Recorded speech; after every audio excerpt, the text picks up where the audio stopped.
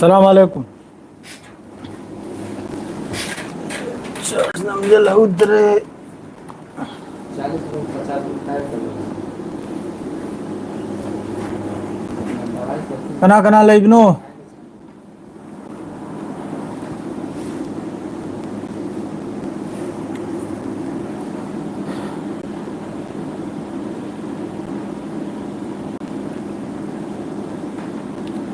Message पागे कना कना थोपिरो मैसेज इंगे मखक लेमने अखोई सिदा मासु वारी तौनरी कन लोइन तुम्खरब्रा सुकमन पुंग तरुक तबु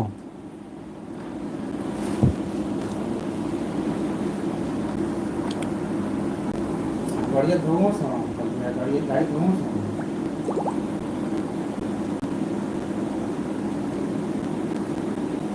हाँ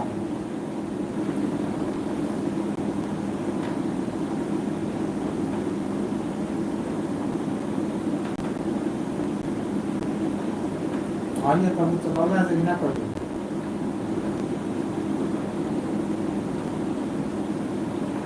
हाँ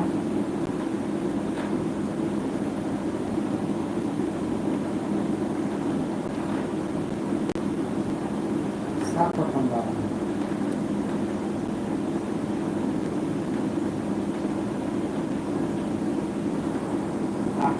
कहाँ चलाना से कितने पसंद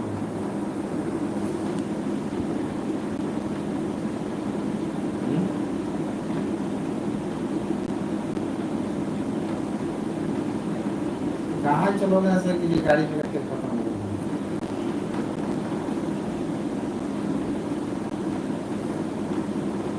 वही ना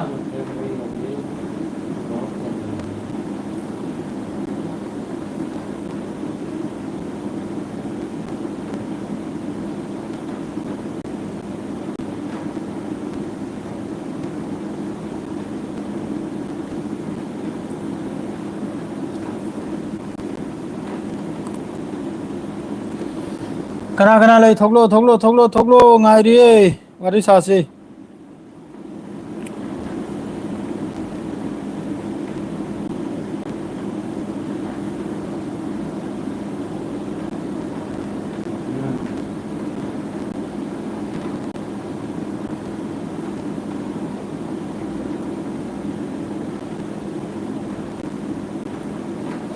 kari sindok poi wano ne haire se kari sindok poi wano ne hi de kai no mi se yam sathin lik khare da ngarang ne yam sathin heli पाव सु मई सु चाक पसु फदरे मई सु दमा द चागली हौजिक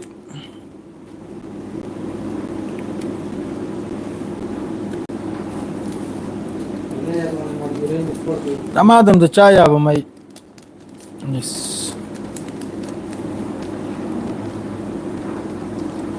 करी मिंग हापसी की हरक लो दना मिंग दो हरक लो मैं amna मादो ये हापसी रगे मिंग दो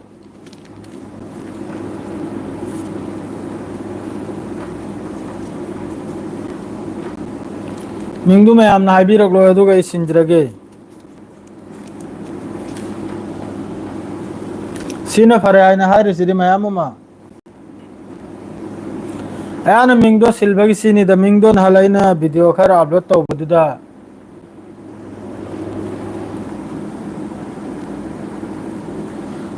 हायरके तलतला हायरके मादो हाना हायदो अधि करी काने हवरे लमको वारी दु लैर राई अदे खैतंग सबर तो मी से खरी याम थोगलो की जनो आय हजिक तो बेरेन दे चंगे लइमना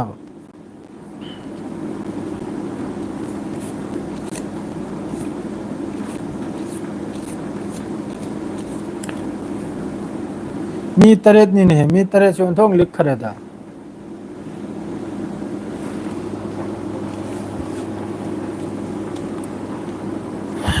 फम ले वारी साहब से नुआई तरे दा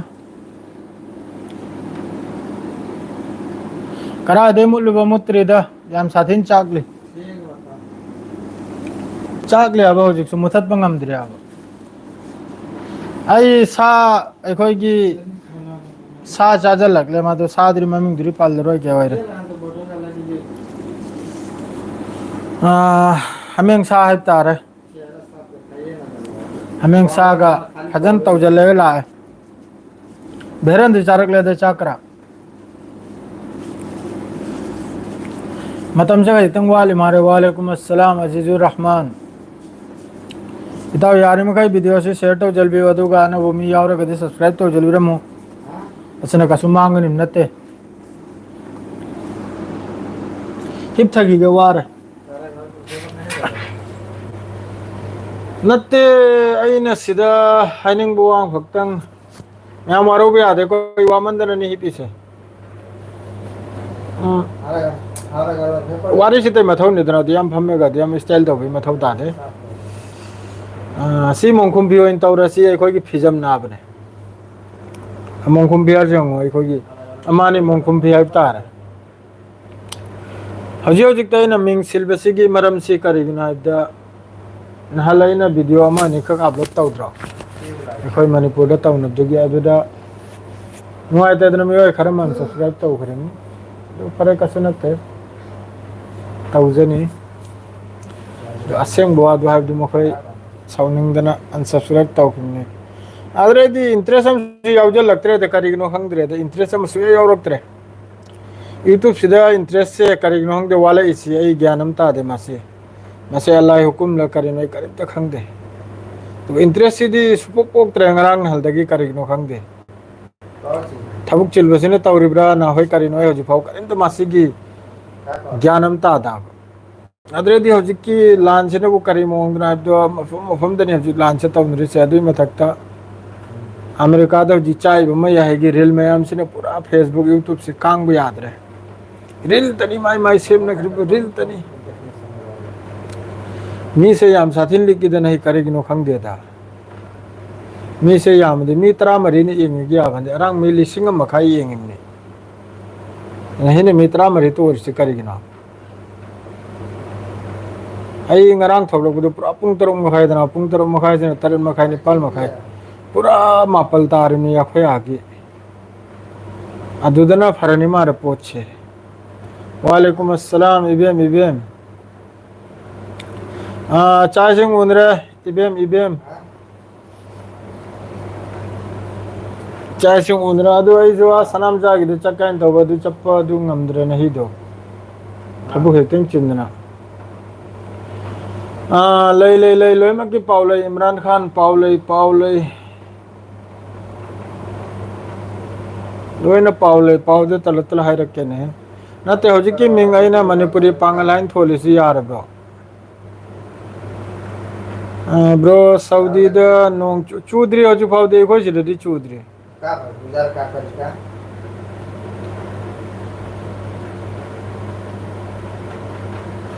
यूएस तो जे मई चाप के सब्जेक्ट सु मखोय की हेलीकॉप्टर कया मादि मथकदम होय की एयर फोर्स मादि लोइना आर्मी टूर में दे होना होजिक ने मोय द लोइन चंगना मई से मुथना बहोन रिमनी अदुगा सु मई से फा मुथत ngam थराबो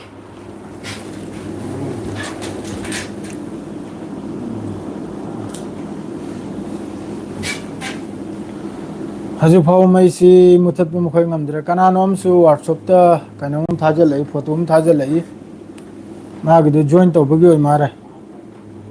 आधार कार्ड कुंबो रमनी मान थाजल लइदो हजिकसु याम साथिन चाकली अमेरिका दे याम साथिन चाक पाइ दुबु याम साथिन चाकले कम होय द हजिकसु मैसु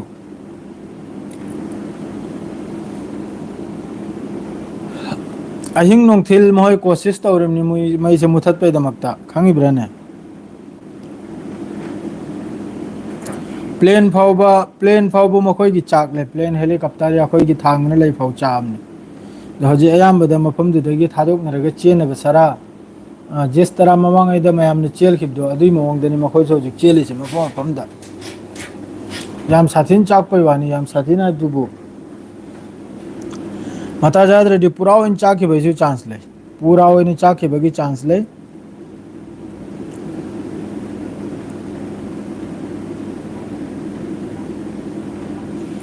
अदरेदी कनमसु आईडीएफ सु गजा थादोकपगी याम साथिना तैयारी तौरी होजि होजिकता कदी सिस्फेयर होय बताडी थादोक पतारे दना थादोक ने चप तारमने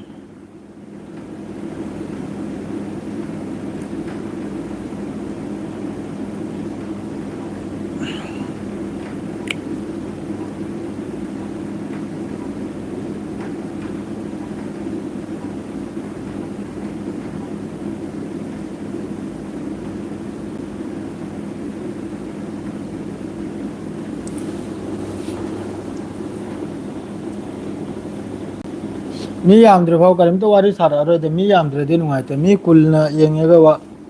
वखल नुंगाइताबो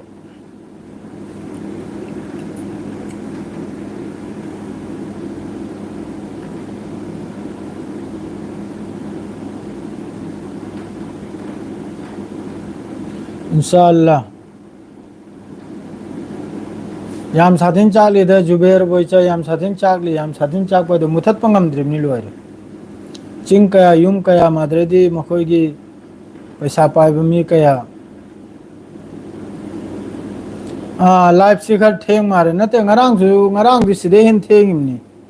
aduga yamna mi lai nahi dingal bungal limni nahi di bahut pungal gra numi chupai 6:30 dai thoib na bne nahi di ngal bungal gra khajik tang ngarang ga hairo di du karegi no hangde nahi di mi si thau lakte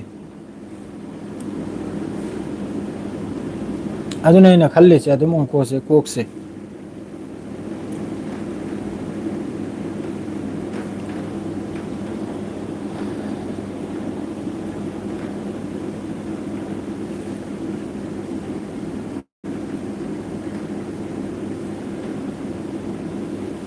खर खर बुदे अदम थोकलक lemme से दग दग कहलकन नाब अदोगनि वारी साम नुंगाइरि से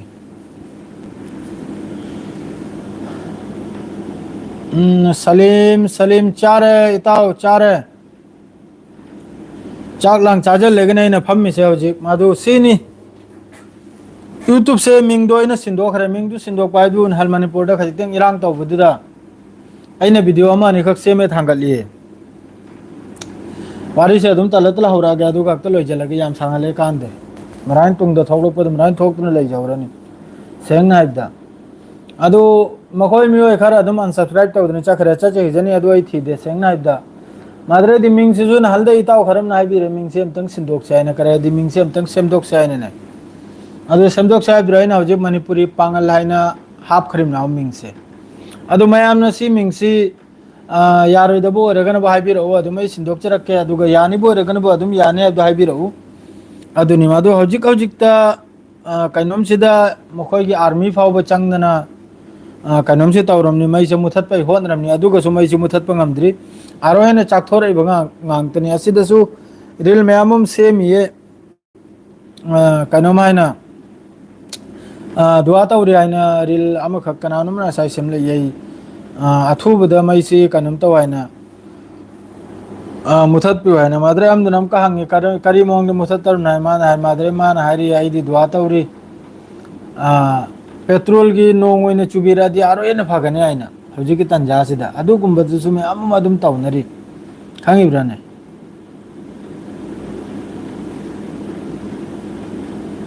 आइगी दिसी अदुम हापिरो RC करिपोनो अतोपा country की missing America दा मई कलबगी चंगे हाइबिदुबु याखरब्रो खंगदे ईरान नदिन हल हाइगी मादो हजि फौबा ईरान दि चंगद्री को अदुगा मई मुथतदि हेल्प ती तौभने मई हम चाकपतादि लोइमक्सु हेल्प तौभने अदु मसागी खासलतुना मसाना मवांगैदा फजखिदमनिना कनामता हेल्प तौबिगा बिसु याबिद्रे हेल्प के दमक्तसु थोपि रक्तराबा हौजि अदुनि मादु कनोमसिदि सिसफायर सि ओइरे अल्हम्दुलिल्लाह नहे हयंगसिदा सोइदमकि लाउथोरानि सिसफायर गी अदुगा मी सिंदोक्सिन जिंदिसु सोइदमकि तौरनि आई सानी लिंजिंग लंबी सपम सा कोई हमेंग हाडो हमेंग सादो चार्ज रखले थोंगना ले रमी हमेंग सादो तो फजन साजल लेगन इन लाइसे अदो हौजिकता कनम मनुंगसिदसु याम साथेने लानसे तौनरी अदो मफम अतै दसु याम साथेने हौजिक माद्रेदि अखोइने लेरे मफम सिदसु मनुंग दे याम साथेने गड़बड़ मचा मदुम थोगलकदौरी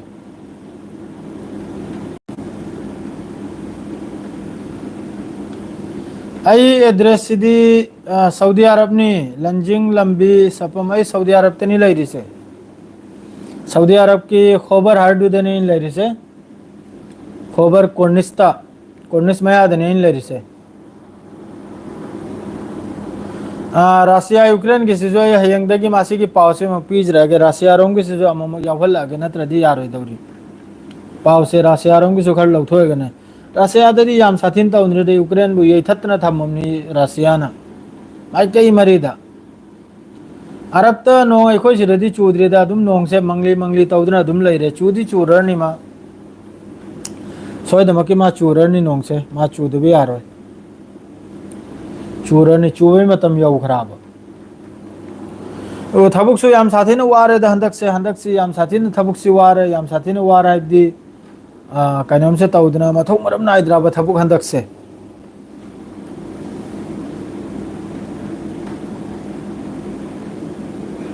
इस्लामिक कंगलई पाक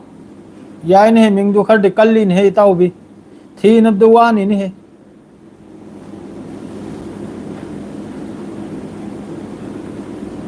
या कोई थब करिगे यारो दौरी लोइमक थबक दो बयानी करिगे यारो दौरी ने अइगे लैमेंद्री सी कोई की हिंदू में जानी मा कम लाइबा सऊदी दा अदुग नोयने करिगे लाग यारो दौरीबा सिदा अदुगी कनम लैताबा जो थबुक है मिदो कम जाति होगी कम जात होगी की बेरा लेते खाइब्रा थबुक है बेत मथौनी थबुक है बेत मथौनी या कोई की हिंदुस्तान गुमना हिंदू मुस्लिम अदु अताइन तौबदो सऊदी अरब ते लेते नंगी थबुक नंगी लोरे बस इचुम चुमना ड्यूटी चल रो इचुम चुमना का हलक लो थाद तोलब लोबी रो लोरे सऊदी अरब ता अदुगा सिदा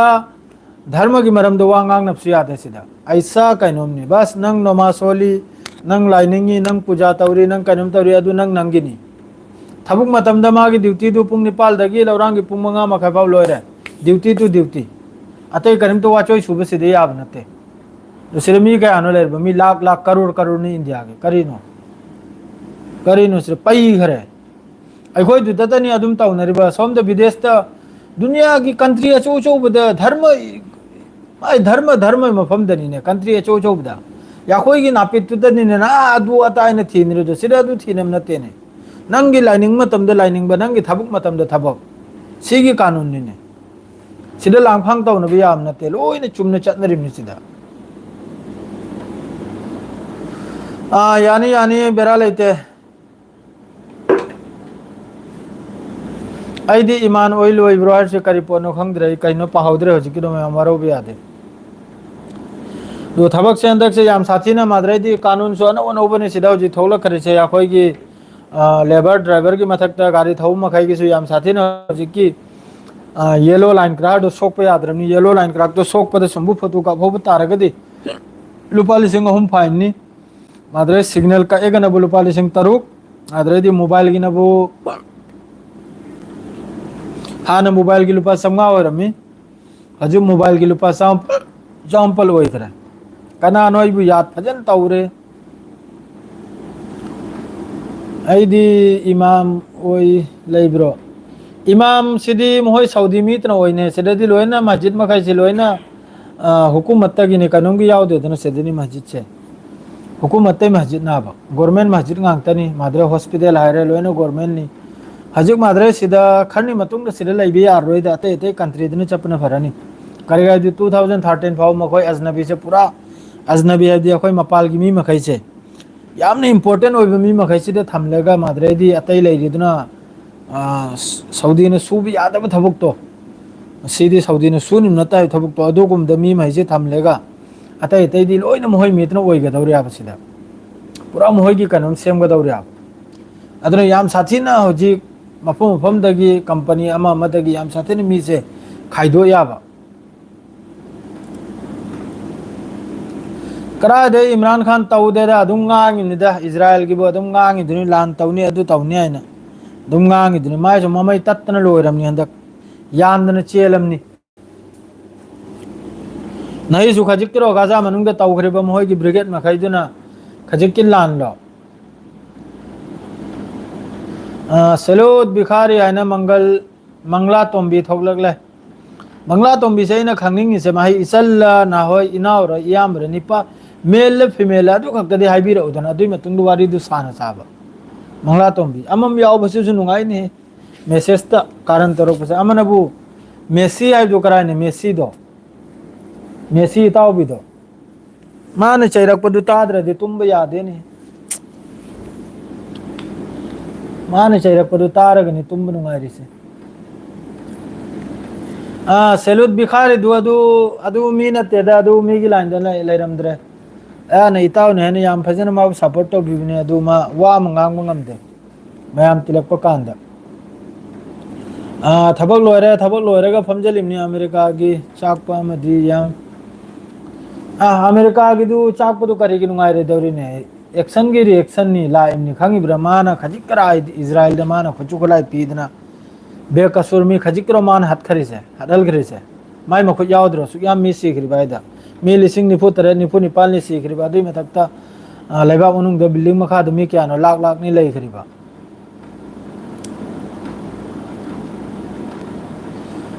सलोट आने मान सुम तोरक बदरो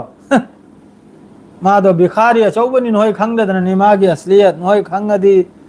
लोयना अनफॉलो तौदन मा जीरो द लैखिनि मागी असलियत नोय खंगद्री सेंग नाइद मागी असलियत तो याखोयना खंगमनि इसा खुद फॉलो तौदा सेंग नाइद करी चिंथीनि इसा खुद अनफॉलो नि मागी चैनल खुदिंग अनफॉलो नि करेगा इब्दी मीनिंग यावदो वाना हरेक माल बु योलेगा संथी भाई धरकबु बुथा इंजल लेगा अदुगुम थबुक तो तौदन लैरिम काना बगी वाम गेम त माय मचिल जिदगी अलोय बिद माना तौरम मिसिने करिना दे सेलोत हाइगत लेगा अहल लमल की सेवा तौ लारिक कन्न सोलु बस वर्ड्स अनि सिखक्तनी माना अलोय बिद हायरम मिसे अलोय बिद थुपचलम दाय हायरम मिसे अयुक ते लराम भाबु वाचोय लो लेगा लोरम दाय द सिगी वानी से मुस्तफा ने यामने हेली मुस्तफा ना यामने सुधी ने हेली मुस्तफा ने ngangi बोवाम हाइदु लोय ने मीनिंग याव यावा खंगी ब्राने मीनिंग से याव मथौ ताय मादरे दी लाइव नाइन थोक लगले अमना मादरे दी अदुम मेसेज से सलो सलो धाइन लैखरा युक्ते लरांग फावबा पुराल का समना खंगनी थोमजन निंगले इदो उपाय लेतबगी अदुम याखोय मसेल ने सपोर्ट तो वेवानी नत्रदी मा बोइना हंदई मरक से चाक रेसिदी सुदिन चाकलम नि हे माबु अदुरगी से हेना फबम ले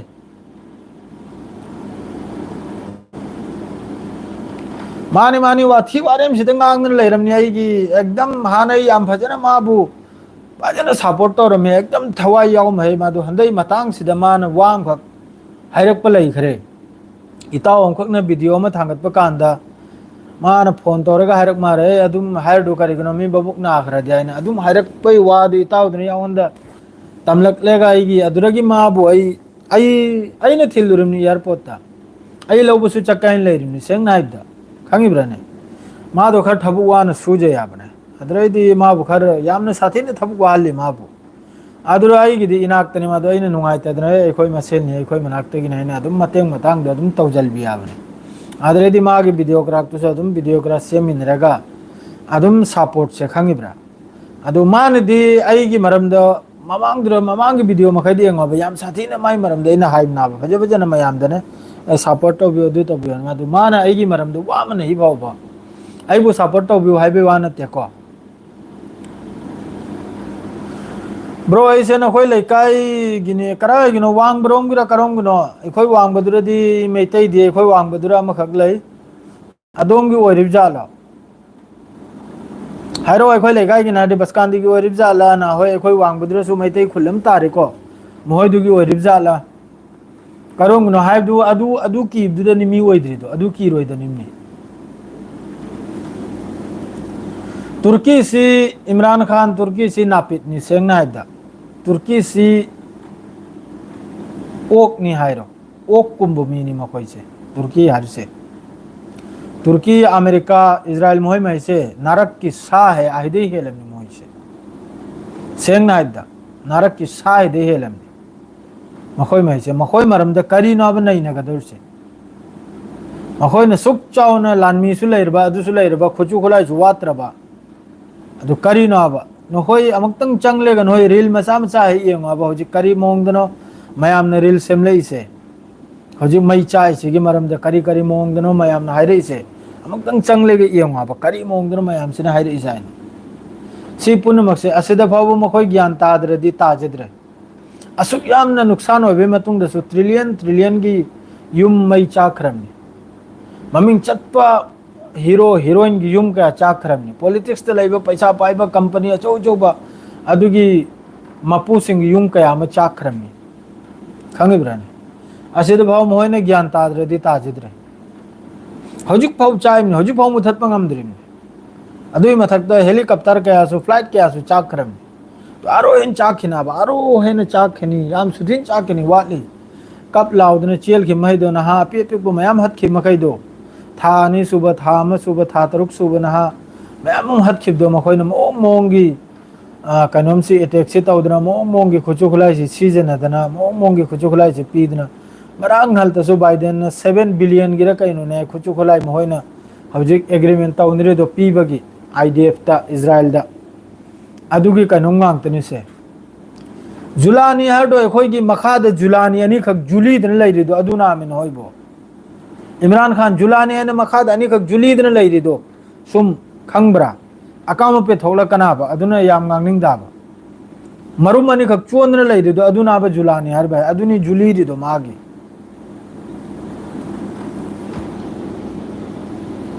ब्रो नमस्ते नदीमी हत्रा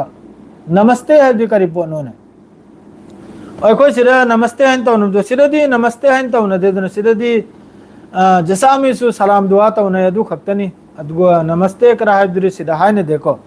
अदुगा मोहि मसेन हो रगन बो अदुम कोई की हिंदू मसा मसेन हो रगन बो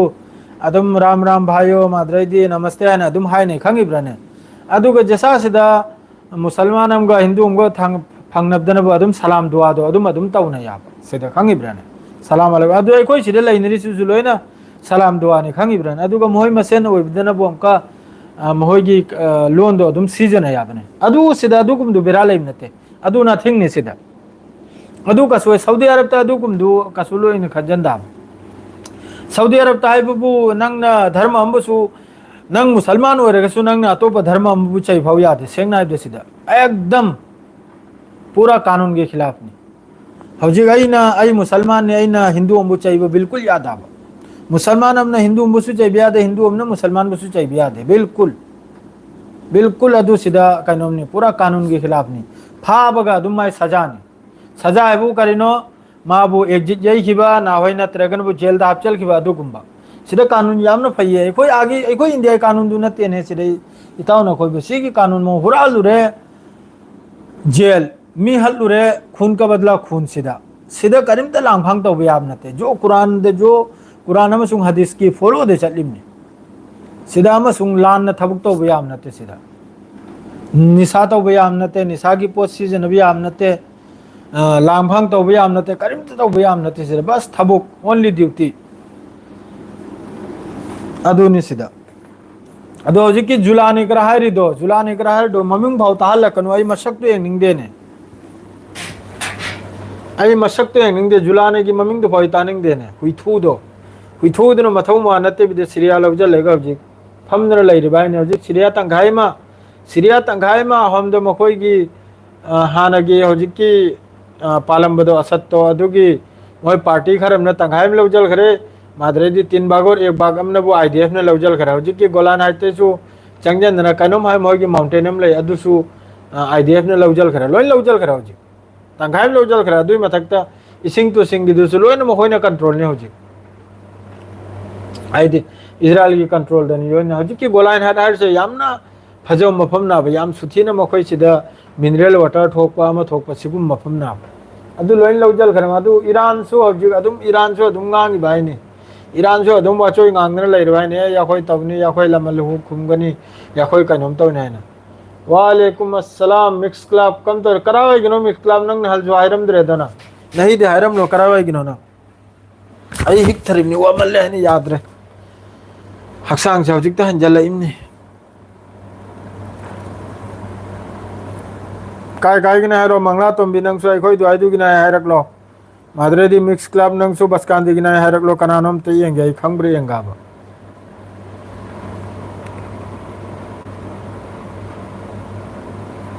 ब्रो गंजा दी इस नंग थकपमी मालिन है मिंग से फरिचियर गंजा दी फंगे सिदा फंगसो दु याम साथिन तांगे मादु गंजा या खोय की मना दु नतरे सिदा फंगे से कैलिफोर्निया द प्लेन चाक खरे कारिम नते चाक खरिबनी गंजा दी सिदा फंग याबा दु असुक चावबा मतुम मसाम द लुपा सनीक रखता है मादु अमुबु जातुनी मखोयगी अमुब जात अखोगी इंथी खेनाम भी मालभीदो अदुइदनि फंगिसे तांगी याम साथीना अदुगराक तो फाखरदी अदुम लोइरेदन सिदा अदुगुमदु तौबे याम नत्तेने फरिस जार अदुगुमदु बिल्कुल याम नत्ते इंशाअल्लाह फजल इफम इंशाअल्लाह अदु लाउदना लाक्तना मयाम विजिट वीजा और लौरगे लाउ कोइथोक सांदोक्तने चखो सऊदी अरब से याम सुथिन नुगाइबनी उमरा तुमरा दु तौरे चखो हसलांग दुदी हस्तुदी अचौबनी उमरा दुदी पैसा लेनरेदी उमरा दु विजिट वीजा दु लौरगे हजिकतनी पैसा 50-60-70 खक्तनी लाग उमरा रक्त तौथोक्तने चटलुदना फरे इताउ सिंह नहीं गिरी सिर लोहेलगे करेदी याम सांगना वारिसि तौनरे कांदे सु फिरोल होंदोकिगे minute 30 you're मीसु 30 निपालतनी अरांग me लिसिंग मखाई Ming लोगेद Ming सिल्बग लोगेद मीसु खरम चखर मारे वाखलदा मिंग सिल्लिब करिनोने मानी मासी जुलानी हरिसि माही माही अय मंगला तोंबी नंग अय खोय दुआई गिने हायर गनंग न करिगनो हायरक्त्र से करावय गिनो हार गनंग की ब्रो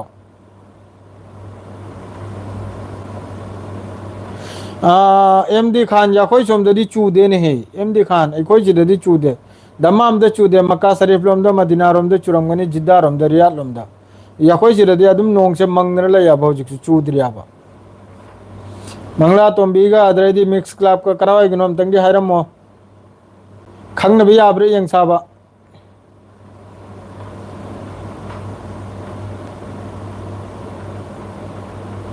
यूक्रेन दुसु अमेरिका ना खुचुखुलाई पीरगने मासु रशिया मथक लान तौरिदो अखोगी नेटो देश मखैना निमाबु मतेंग तौरिदो अदुगने रशिया मदु रशिया दा खुचुखुलाई खरला या मदु रशिया ना याम चाउन यूज तौद्रिया बो जुक फावबा याम साथिन लेख्रब जानी रशिया दा नखोय मियो यानी सी हायरो रेने मंगला तोंबीगा द्रेदी मिक्स क्लब से बसकांदी करावा गिनो अखोय मनाकिने हारिसे निंथीने चैरादी हायरकनिदो नयुमद लायगा फोर ओरान करन तवरानी दो निंथीने चैरादी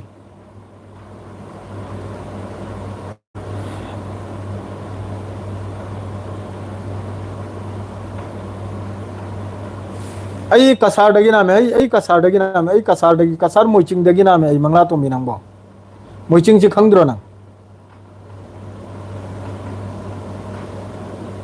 आई कसार मोइचिंग हार दुदैनी मोइजिंग हार दुदै नाम है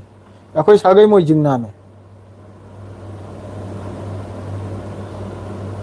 माद्रेदी कनम नबु कनम हाय ममिंग दुकाव करे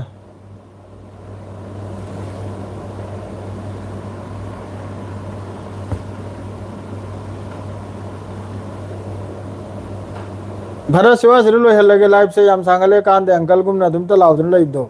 आइदि हैनद्रे को मैम साउबे आदे हां ऐसु अमानी खक थबक तब जल की फरे गुड नाइट फरे तुम जरा अस्सलाम वालेकुम।